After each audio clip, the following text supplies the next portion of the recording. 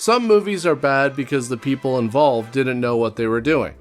Those are forgivable for the most part.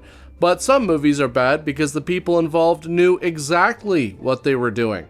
They'd literally done it before, almost 20 years earlier, with a bigger budget and a better monster. And they decided to just do it again anyway, for $250,000 with a creature that looks like what would happen if Squidward fell into a vat of industrial adhesive and tried to fight his way out. This is that kind of bad movie. Hey guys, welcome back to the show, and on this episode, I'm going to be talking about Octaman from 1971. Not Octoman, like octopus, but Octaman, for some reason. This movie was written and directed by Harry Essex, the man who co-wrote Creature from the Black Lagoon in 1954. This film is essentially a cover band tribute to his own greatest hit, performed in a dive bar parking lot during a rainstorm. It stars Pier Angeli, a former Golden Globe-winning MGM star and the great love of James Dean's life, in what would tragically be her final role. It also features the very first professional creature suit built by a 20-year-old Rick Baker, who would go on to win 7 Academy Awards for makeup effects, but who at this point in his career was handed $1,000, 6 weeks, and a dream that the director would please keep the monster in shadow. But the director did not keep the monster in shadow. The director shot the monster in sunlight so bright you can practically see the stitching on its kneecaps. The premise, or radiation does whatever you need it to. The plot of Octaman can be summarized as follows. A team of scientists discover that radiation from underwater testing has caused octopuses in a remote Mexican river to mutate into creatures with human DNA. One of those creatures has grown into a 6'4" humanoid that kills people by hugging them with its tentacles. The scientists try and catch it, and it keeps escaping and kidnapping the female lead. Eventually, someone shoots it, and it falls face first into a lake, where I'm guessing it dies. The end. If that sounds familiar, it's because it is the plot of Creature from the Black Lagoon. A scientific expedition arrives at a remote Latin American waterway. A humanoid amphibian stalks the crew. It becomes fixated on the lone woman. It abducts her twice. A tree is felled across the escape route. The creature is briefly captured, breaks free, snatches the girl again, and finally retreats into the water to die. The one major innovation Essex brings to his own formula is the radiation angle, and his understanding of radiation is creative. In the universe of this film, radiation doesn't cause cancer, cell damage, or any of the things radiation actually does. It causes octopuses to develop human cells. The hero, Dr. Rick Torres, examines a baby octopus specimen and announces, with the conviction of a man reading his own Nobel acceptance speech, that its cells bear a remarkable resemblance to human cells. Radiation in this movie is less a physical phenomenon and more a magical wish-granting substance that does whatever the plot requires. It's the screenwriting equivalent of a child explaining how their toy works and saying, you know, it can do anything because I said so. Oh, and one more thing. These octopuses live in fresh water. Real octopuses are exclusively marine animals. They do not live in rivers. They do not live in lakes. They do not mew like kittens, which these ones do. The film doesn't care about any of that, though. The suit. $1,000 and a lifetime of regret. I need to talk about the Octaman suit. I need to talk about it the way a structural engineer needs to talk about a building that's on fire. The creature costume was built by a 20-year-old Rick Baker on his very first professional film job for a flat fee of $1,000 and a 6-week deadline. Baker didn't design it. He worked from existing sketches by an illustrator named George Barr, but he built it. And what emerged is a foam latex humanoid with a bulbous head, a mouth frozen permanently open in an expression of absolute surprise, not because it's meant to look surprised, but because the mouth cannot close, and veiny skin that looks like a topographical map of a drainage ditch. The performer inside the suit is Reed Morgan, a 6'4.5" former University of Kentucky basketball player, and he navigates the world through 2 pinholes drilled in the forehead of the mask. This means every single movement the Octaman makes in this film, Every lurching step, every dramatic tentacle raise, every attempt to grab a fleeing human is being performed by a large man who can see roughly as well as someone trying to find the bathroom at 3 a.m. after a bender through a pair of binoculars turned backward. Baker, of course, knew all of this and reportedly begged the producers to keep the monster in shadow throughout the film. You know, brief glimpses, dark water, suggestion over revelation. The producers, however, were thrilled with what they got for $1,000 and did the exact opposite. The science.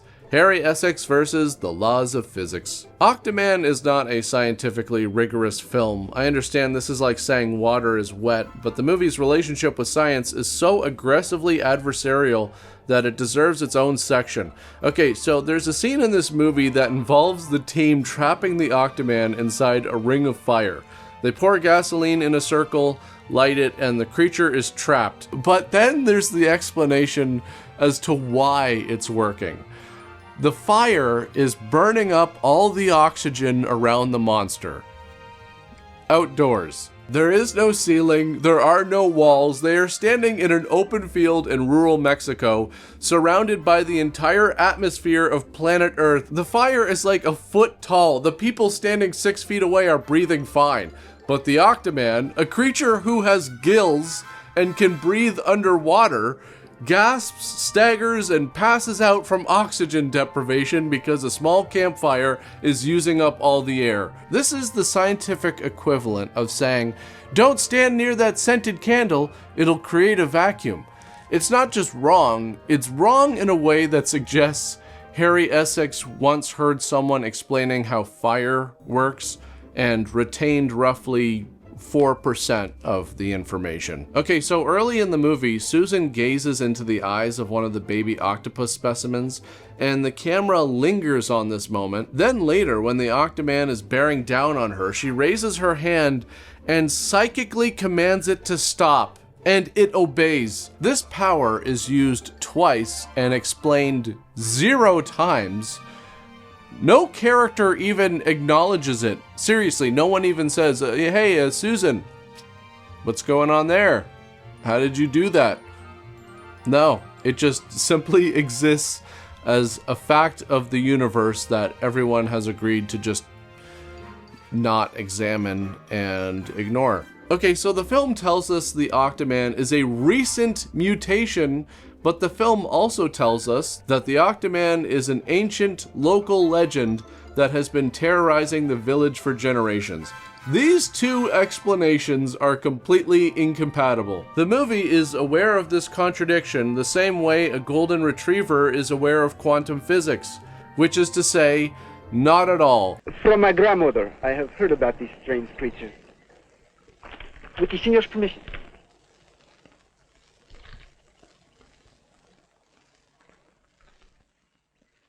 It's pretty good, huh? Yeah, believe it or not, that was just freehand.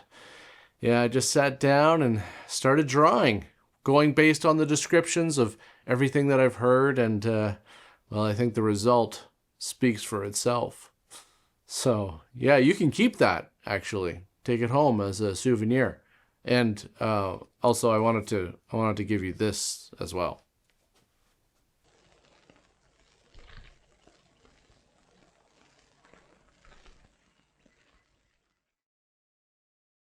The monster as a killer. Hugs, slaps, and automotive incompetence. Okay, so I bet you're all wondering how the Octaman kills people. Well, his primary attack method is what I can only describe as an aggressive hug. He wraps his tentacles around a victim and squeezes until they go limp. He's not biting, he's not clawing, he's not deploying ink or venom or any of the actual weapons a real octopus possesses. He's just a very committed hugger. He is the monster movie equivalent of that aunt at Thanksgiving who won't let go. There are, however, a few kills that break the mold.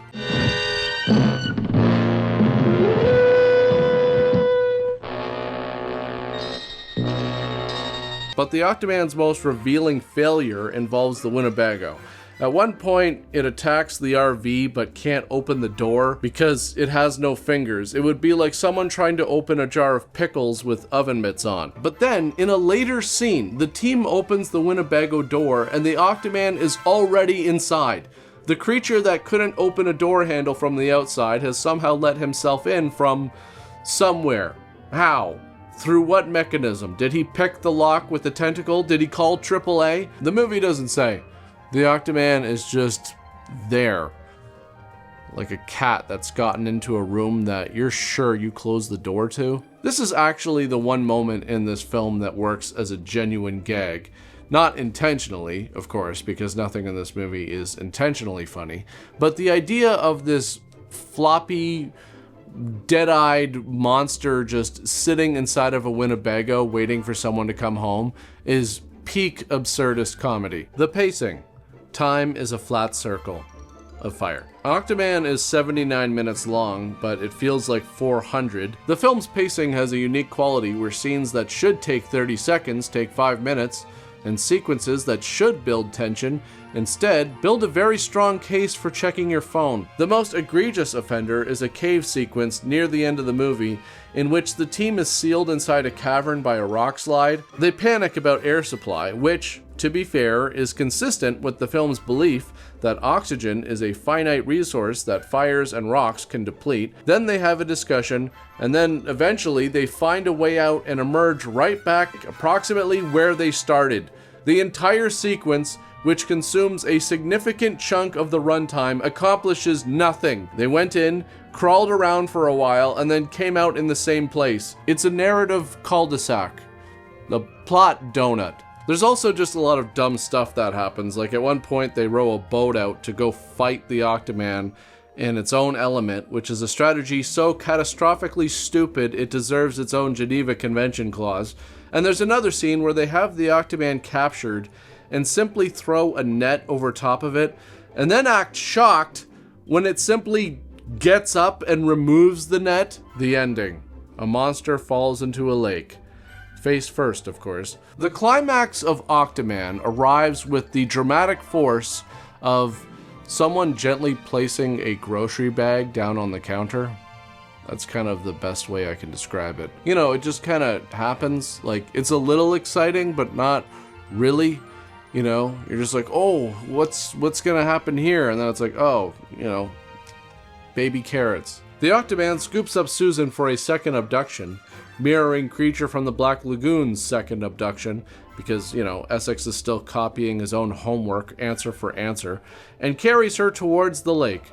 The men pursue with guns, but won't shoot for fear of hitting Susan. Susan, however, has a small handgun, but doesn't use it when the monster is trying to abduct her for some reason. Eventually, Susan shoots the Octaman, and the guys open fire. The Octaman absorbs bullets the way a sponge absorbs water, staggers, and then does the only dignified thing left available to him. He turns around and walks into the lake, and falls in face first. And that's it. There's no epilogue. No follow-up on the radiation contamination that's threatening the local population. No discussion of the fact that they've just confirmed the existence of a human octopus hybrid. No government response, no scientific paper. The monster face plants into the lake and everybody just stands on the shore watching. Roll credits. The movie ends the way a phone call ends when the signal drops. It doesn't conclude, it just stops. As if the film ran out of money, or ideas, or a will to live. All three being plausible explanations given what we've watched for the previous 79 minutes. Octaman received basically no critical attention upon release. It played at drive-in movie theaters, got shuffled into TV syndication, and spent 2 decades collecting dust until the bad movie blogosphere of the late 90s rediscovered it. And yet, the thing that makes Octaman more than just another entry in the rubber suit graveyard is the fact that it matters historically, despite itself. On one side of this film lies the era Harry Essex helped invent. 1950s radiation paranoia creature features, men in monster costumes. On the other side lies the era Rick Baker would create. Latex transformations in An American Werewolf in London, animatronic gorillas in King Kong, alien prosthetics in Men in Black, Octaman sits directly on the fault line between those two eras. The past made the movie, the future made the monster, and neither side had enough resources to do the job properly. And the funny thing is, the suit is the most genuinely interesting thing about Octaman. It was terrible, it was cheap, it couldn't close its mouth, its tentacles dragged on the ground. Its performer could only see through 2 pinholes, but the Octaman suit is the larval stage of one of the most decorated careers in Hollywood history. It's the cocoon from which a butterfly eventually emerged. A very ugly, very floppy, very visible Wellington boots wearing cocoon, but a cocoon nonetheless. Octaman is a movie in which a man who'd already made a classic decided to make it again, but worse. It is a movie in which legitimate talent was assembled under conditions that ensured none of them could do their best work. It is a movie in which the director's son plays an indigenous guide who carries drawings of the monster, and the drawings are better than the movie. It is a movie in which an outdoor campfire depletes the atmosphere.